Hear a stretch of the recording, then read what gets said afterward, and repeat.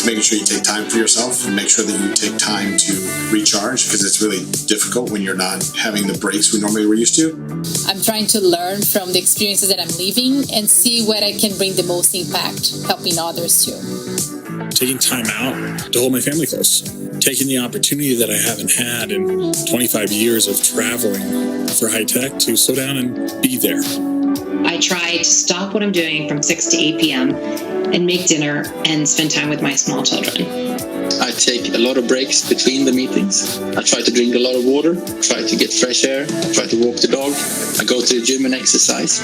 Continue connecting with students at UCF virtually to mentor them and help grow them. I also love to spend time with my family and friends, and I, of course, love to exercise with a focus on yoga and meditation. It's been an opportunity for me to focus heavily on some things that I probably don't take enough time to do. So, as you know, Indra, our theme today is all about how we thrive in an era of ongoing disruption. Borrowing from your own experience, what is the first thing that comes to mind when you hear this question? First of all, Pam, thank you for having me. It's such a privilege to meet you because you are the new breed of CEOs that are going to rewrite the rules of what leadership is all about. So it's just wonderful to meet you. Thank you for having me. You know, the world around us is disrupting in so many ways. Society is disrupting itself. Digital technologies are disrupting society as we know it. Life sciences technologies are disrupting life as we know it. So I think we're living in a world where it's going to be exciting in one way, scary in another, uncertain in another. So I think of disruption, and I think of myself as a CEO today. You know, if I were not retired and still operating, I'd be wondering on which vector I've got to focus my attention on. And I've got to figure out how to navigate a path for my company through these multiple disruptions, because these disruptions are going to have an impact on the business model, on the people we hire, how we train, where we locate, how we plan for risks. This is about the most exciting and confusing time for leaders. So it's actually going to take a very special CEO to navigate companies through the next few years.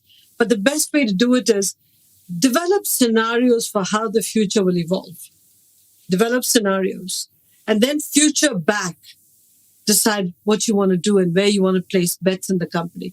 A decade or two ago, I would have said, develop a view of where the world is going. Now I'm saying, develop scenarios for where the world might go and develop the different pathways to get there and the bets you want to make. That's the best you can do today, because wherever you think it's going, it's not going to go there in a couple of years. So you're going to have to sort of guess your way through the next few years, because technology is going to upend everything as we know it. And everything as we know exists today. Especially, as you say, in our roles as leaders. And, we have to have these multiple scenarios because we just don't know what might be around the corner. And so, during your tenure as CEO of PepsiCo, you certainly experienced some major disruptions to the business. Are there any examples that you can share, and also how you went about solving them? One of the biggest trends that I noticed way back in 2006 was a trend towards health and wellness, consuming healthier products and living a healthier lifestyle, if you want to call it that. People wanted to prevent illnesses rather than cure illnesses. I was seeing that trend emerge in spades. I was watching it in terms of what people bought, what kinds of innovation was doing well in the marketplace. But herein lies the challenge, and this is why I talk about scenarios. I saw it in a narrow, very focused way. What is the definition of health was a big question for us. For some people, it was lower calories. For other people, it was calories is not the problem, just eating stuff that gave you more micro or macronutrients. For others, it was no artificial sweeteners or artificial products. And for a fourth group, it was sugar is good, high fructose corn syrup was not good. So you sit there going, hello, the science says health is one thing. Consumers are defining health a different way. So when you start saying, I want to reduce sugar, but then people go to sugar because they all concluded that sugar was better than high fructose corn syrup or artificial sweeteners, all of a sudden sugar products are growing. And then you go, wait a minute, I just decided to go away from sugar, and sugar is growing. So this is why I come back and say, in my case, it was a narrow example. In your case, it's going to be, what is artificial intelligence going to do for you? What is machine learning going to do? What is longevity increasing going to do for your talent base? So what I saw on a very narrow base and had to place 2 or 3 bets simultaneously, you're going to have to place big bets simultaneously. So I don't envy you, but I'm also envious of you that you're going to be learning so much and writing the rules of a society that none of us know what it's going to look like. Yeah, that is so true. And as you say, we we need to have those scenarios. We don't know what's around the corner, but we have to solve big. We've got big issues to deal with, and disruption for me is a core skill of leadership. It's not just about the problem, as you say, it's about the scenarios and also how you use those scenarios to deal with those disruptions and optimize for the situation. As you will probably recognize, many of the people that are listening to the program are also juggling a new world of working from home whilst also trying to care for their families. In a way, they're looking at how or trying to thrive at work, but continuously being disrupted with things at home, whether that might be childcare or caring for a family member. What advice can you give to those who are looking to thrive in this environment where you're juggling home and work integration, in effect? Before I get to that, I just want to close out a point I wanted to make in your earlier question, which I didn't get a chance to, which is, when you map out the scenarios for disruption, start with the group that's not wedded to the existing model. Because if you start with people wedded to the existing model, they will look at disruption today forward. What you need is people looking at it future back. So you need people who are unencumbered by today, who are willing to think blue sky as to what the future could be, and then link it back to today and say, look, how do I get from where we are today to the future? It requires unusual people to do that scenario development for you. Let's come to the most important question that you raised, Pam. And I want to link it back to the importance of families, family creation, building society by nurturing and protecting families, and elevating the role of women. And I'm speaking now as an economist, not a feminist. I honestly believe that women today hold the card to the future of talent. They are getting college degrees 10 points more than men. Even in STEM disciplines, they're getting 1 whole point more than the men are. In MIT, they're 43 or 47% of the graduating class. In Caltech, Georgia Tech, these big tech universities, they're between 30 and 40% of the graduating class. They're hungry, they want to work, they're talented, and all the research shows that when you have more women in companies, decision-making is better, performance is better. But we also need the women to be part of family nurturing and family creation, because that's our future workforce, our future consumers, our future talent. So we want women to do both. We want them to be super women. And the only way we're going to do it is if we create a support structure for young family builders to have both a family and to engage in paid work. And if we don't do that, what we're going to end up doing is taking this incredible talent pool we have called women, giving them hopes, dreams, and aspirations, bringing them into the workforce, engaging in paid work, and then frustrating them by not providing support structures to have families. So one of 2 things happen. They either leave the workforce or they don't have kids. They say, I'm going to put off having kids, or better still, not have children at all, because I don't want what I call a beautiful tether. Sometimes they call it a yoke. I don't want a yoke around my neck. I think both outcomes are bad for families. And so I think companies, governments, societies, communities must come together and talk about, how do we support families? How do we make families and family creation and family building the center of the conversation on future of work? Rather than just technology and going to Mars and longevity, how do we bring families from the core of the discussion on future of work? To me, that's the next big frontier of discussion, where it's future of work with a human touch. And I think it's time we had those conversations. I totally agree with you. And when I think about the support structures that we've looked to put in place at Avanade, one of the keys there for us has been our ability, in effect, to empower our people with flexibility so they can get their jobs done outside of a traditional work week, which has been hugely beneficial for our team and also taken some of the pressure off of people without impacting their effectiveness. And that's been really important as well for our working mothers and fathers, in effect, and the important helping them to focus on their families in the way that you've described, Indra. So you talk a lot in your book about the need for business and government to prioritise the care ecosystem. We have a number of CXOs, of medium and large corporations tuning in today. What would you tell them as one of the things that they can do now to help their employees to really thrive today?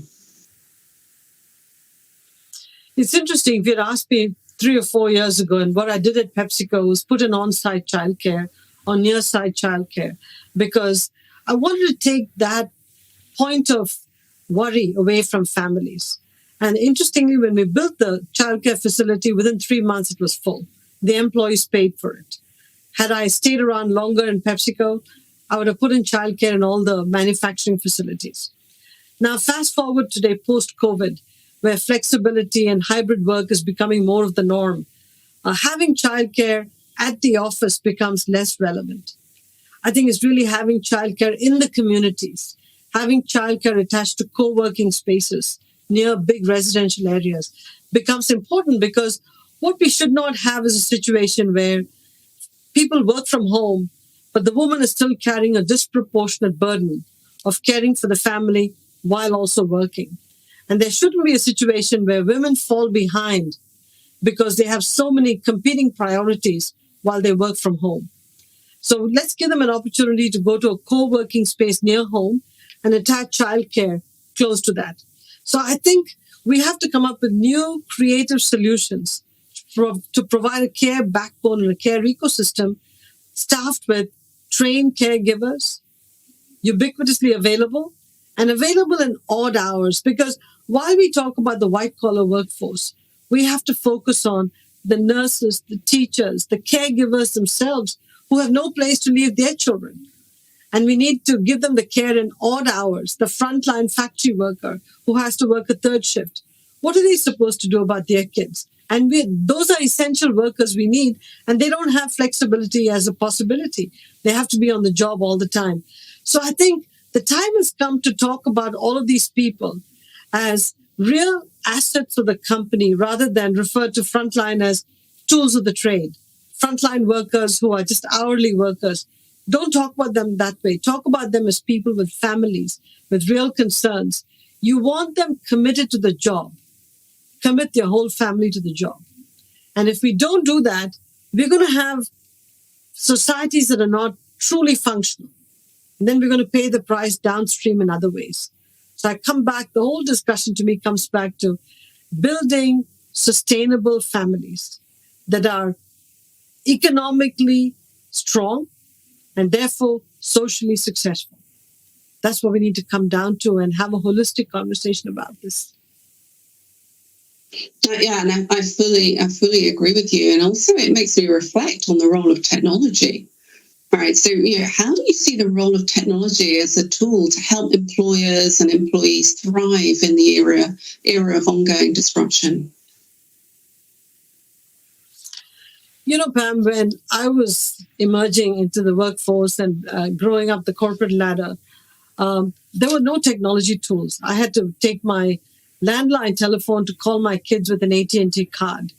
And then when I started to use a cell phone, it was a gigantic Dynatac phone. The cell phone itself miniaturized much later. We never had FaceTime or any of those technologies, leave alone, the Teams and all of the other conferencing technologies that got accelerated because of the pandemic. So in a way, we have it a little better now, but the downside is we're on technology all the time. We think technology is a human connection rather than a human-to-human connection. So in a funny way, we're cocooning with technology. And even when I walk on the streets, I find many caregivers or parents or whoever it is pushing the stroller, looking at their communication device. So there's no human interaction going on at all. So we have to go back again to a human society. The one thing about the pandemic that really has brought home for me is how you miss the human interaction. I miss shaking hands with people. I miss giving people a hug. That is the social connection that holds societies together, not constantly looking at a device. So I think we have to think about the positive and the negative consequences of technology and rethink how to bring back a human connection and the soft skills, which interaction with the device doesn't do for you all the time. Now, I'm not speaking like an older person. I'm talking about the fundamentals of society are about those human connections, not about going to a restaurant and everybody looking at a device. That's not a human connection for me. And that's what causes divisions because, devices give you messages that are tailored to you. It's many to one. I'd like one-to-many interactions where all of us are talking to each other. Yeah, and again, I totally agree with you. And I think, and technology as well, it has to play a role. It has to be human-centered, as you say, and enhance the experiences, of customers and employees. But there is no substitute, as you say as well, for that one-to-one human connection also, which is, again, we've learned has been so important over the last couple of years. And so, ultimately, we hope that the pandemic will be over soon. We all know that disruptors will continue to take place, and you and I have talked about it in our time together. But what's the one thing that has helped to keep you grounded, Indra, and allowed you to continue to thrive? My family. I come back to that. At the end of the day, I was always reminded that being a CEO or a leader can be here today, gone tomorrow. The only thing that's going to sustain itself and support you through thick and thin is your family. And whatever happens, build this family support structure around you. Now, family can take all kinds of forms. It could be a traditional family as we've known it for decades, or it could be a family network that you create, a pseudo network of friends and people in the community that together form a sort of family structure. Whatever it is, you need a very strong support structure that picks you up when you're down, that you can talk with. They don't judge you. They give you honest feedback. They're there for you when you need them. And many people don't have that. And I think it comes back to how do we rebuild trust in communities? How do we build the old community interactions? I read a great book called Palaces for the People, written by sociologist Eric Klingenberg. And he talks about the fact that barbershops, civic centers, libraries, parks used to be meeting places. On the park bench sat the old grandmother with the young grandson, or an old person with a young person and started up a conversation. What happened to all those palaces for the people? Why are we allowing all of these meeting points to atrophy? We need to let technology, barrel ahead. Nobody's stopping technology, but let's revive some of these structures that held communities together. And if we don't do both, we're going to end up with, one of those futuristic science fiction kind of communities, which is not what we want. We want that human connection. So what kept me grounded was the fact that I grew up in an environment where there were a lot of palaces for people. The home was a palace for the people because we had all kinds of people going in and out. And at the end of the day, I realized that was my support base. My husband, my children, my parents, my siblings, that is my support base. And I'm going to do everything possible to nurture them. I can be CEO, but overnight I can get thrown out. Overnight. I mean, they don't need to give me notice as a CEO. I can get thrown out, as both of us could have. And so the family is what grounds you at the end of the day. And families have to be built, nurtured, constantly watched. You can't ignore it. And that is an absolutely wonderful tip, and one as well that I share in terms of the importance of family in whatever shape or form or concept that that means for you as an individual. And it really does as well come to life in your new book, My Life in Full. So Indra, unfortunately, it's time for us to close. It's been a fantastic conversation. I could spend many hours talking to you, and it's been an absolute pleasure, though, to meet you. So with that, Mariana, it's back to you. And we could hear from you ladies all day. Thank you so much, Indra and Pam, for putting into perspective what's really important. It was great to hear from all of you during the show today. For those that might want to join peers from elsewhere around the globe, we'll re-air this episode later during EMEA business hours. We're preparing an incredible lineup of new speakers, trends, and insights to share with you during the season. You won't want to miss episode 2 going live Tuesday, December 14th, as we shift our focus to exploring how to continue driving growth while being a responsible organization. We'll kick off the episode with Microsoft President and Vice Chair Brad Smith as he shares his perspective on the business imperative and benefits for organizations to be good global citizens. Help us spread the word by telling your colleagues and peers to register at envision.event.microsoft.com. We also welcome your feedback on today's program by completing a brief survey using the evaluation link at the top right of this page so that we can improve on future episodes. Until next time, merci beaucoup, muchísimas gracias, and thank you for joining us.